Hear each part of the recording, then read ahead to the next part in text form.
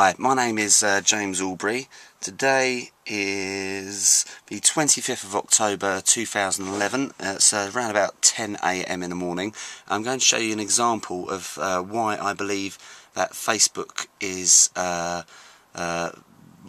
fixed really. They don't allow you to post links which are relevant and interesting to the Occupy movement.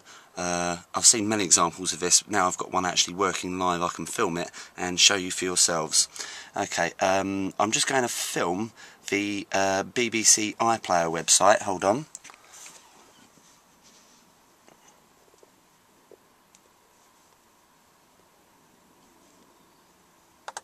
Are on sites, but they're all still in a state of shock. They aren't really in a position to think about whether or not they've had a decent meal. Right, bear with me on this. The bit we're actually looking for starts in around about 15-20 seconds. It's a segment in particular with a gentleman by the name of Richard Murphy of Tax Research UK, if you wish to Google that.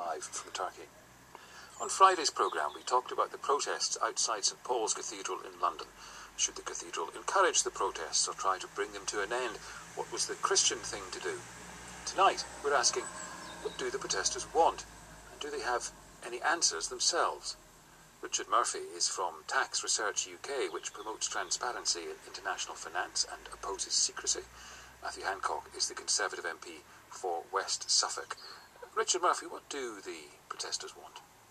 Well, in one very clear way, they want something which they've said unambiguously from the moment they arrived, and that is they want a change to the world's financial system so that 99% benefit in the way that 1% are now.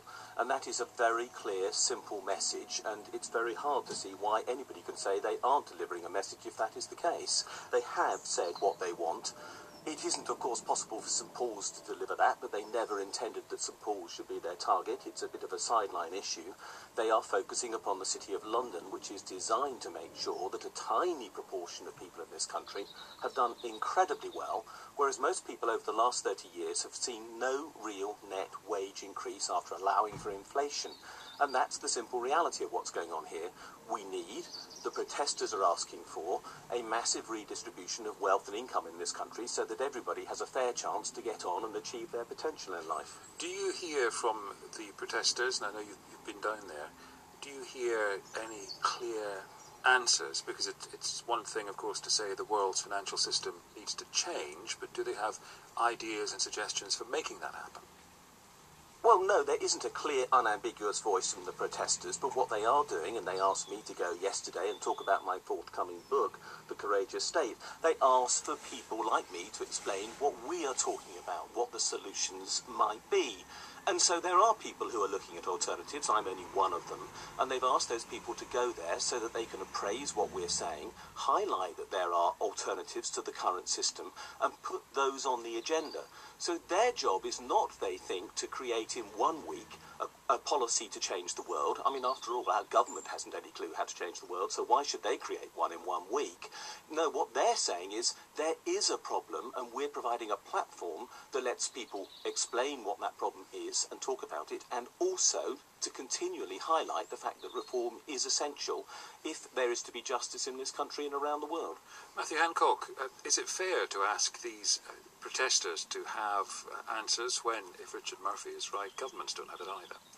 Well, I think that it's perfectly fair to ask people what they're campaigning to achieve and how it should be achieved, because you can't will the ends unless you will the means. So, for instance, I agree with the concerns about the rewards to the system that we have going too much to the top, and one of the responses of that in the that is actually going through Parliament at the moment is to make sure that we tackle the way that we regulate our banking system and, for instance, split off retail banking from investment banking activities functionally. And so these, I think that there's some real concerns, but we're lucky in the UK to have a democracy, and you know we were hearing from around the world where they're just very excited about getting democracies, like in Tunisia yesterday. And so there are answers to these questions, but they are difficult and they require us to be pragmatic and reasonable about how we achieve it without also having all sorts of other unintended consequences. Are you not excited by the people who are so interested in what's going on around them that they've taken to this protest around St Paul's? Well, I think that it's fantastic that in the UK we have this history of protest, of marching. An extremely, quite what I was asking you. Well, we have an extremely vibrant online discussion, as Richard Murphy knows as well, being part of it. Am I excited that this particular group has come together?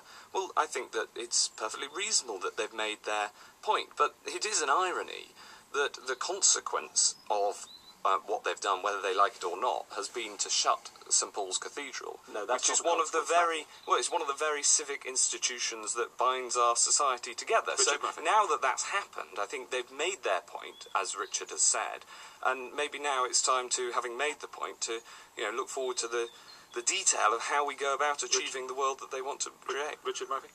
Well, look, Matthew's point about they're reforming the banks is, I'm afraid, disingenuous. 2019 at the earliest is really beyond the planning horizon. Well, actually, let me just take Richard up on that point. I want to talk about St Paul's now. The point you made was that St Paul's has been forced to shut. I was there yesterday. There was absolutely no reason at all on earth why St Paul's was shut. They could have got thousands of people in and out without any problem. There was every single shop, every single restaurant around was open. Clearly they perceived no health and safety issue, and there's a very good reason for that. There is very obviously no health and safety reason why St Paul's is shut. It must have shut for one reason only, and that is political. It has very clearly sided with the city on this issue, and that's a massive mistake by St Paul's. I think if you listen to the clergy, I have listened to the clergy, and I'm suggesting that they are not telling the whole truth. If you listen to the clergy, who themselves actually at first were encouraging the protesters to camp at St Paul's, the consequence of the protest is that St Paul's has closed and is losing almost £20,000 of income per day. Chosen to close. Actions have consequences, and if those protesters weren't there, or if they move off, then the cathedral will reopen. And you can't wash your hands of the consequences of your actions. That is part of the responsibility in life. But the broader point is this. We are lucky to have a democracy. It's very vibrant, and they should get involved in that. By all means, protest, march, set up a blog, stand for Parliament, make your case, but don't shut down the cathedral in the process. They did not shut down the cathedral. The cathedral could be open today. Let's move on. The simple fact is that the City of London is still operating today. The City of London is the centre of the largest global tax haven network in the world, and it is designed to do one thing, and that is shift the world's wealth from the poorest, who by and large generate it, to the world's tiny proportion of very rich people. Listen, the people are there to make that point, and that's why they're there, and that's why they'll carry on staying there, I am sure, and that's their message. It's clear, unambiguous. Thank you both, Richard Murphy and Matthew Hancock. Very soon, one of these people will... Okay, I'm just going to pause it there. Now, what I'm attempting to do is copy and paste. And I'll put this link on to Facebook, onto the Occupy the London Stock Exchange wall.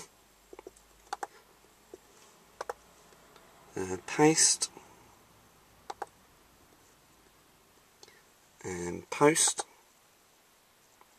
Now, the message that I get is, I'm not sure how clear that's coming out, but what it says is the content you're trying to share includes a link that's been blocked for being spammy or unsafe.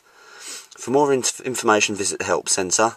If you think you're seeing this by mistake, please let us know. Now, I don't see how a link, and I'm going to put it up on here, which is www.bbc.co.uk/iPlayer/console B0167ZKS. How can that possibly be spam? It's from the BBC. Now, my view on this is that it is deliberately blocked because Richard Murphy made some excellent points in that interview, and they're ones which I wholeheartedly agree with. And they don't want that information spread out to a wider audience, because at the end of the day, that's found in the back of Beyond on iPlayer. It's the Eddie Mair show, which is far from the most listened to show on Radio 4 anyway. I find that very, very strange, and I would encourage people to think about what the reasons for that might be, and exactly how much caution should be used with Facebook. Thank you.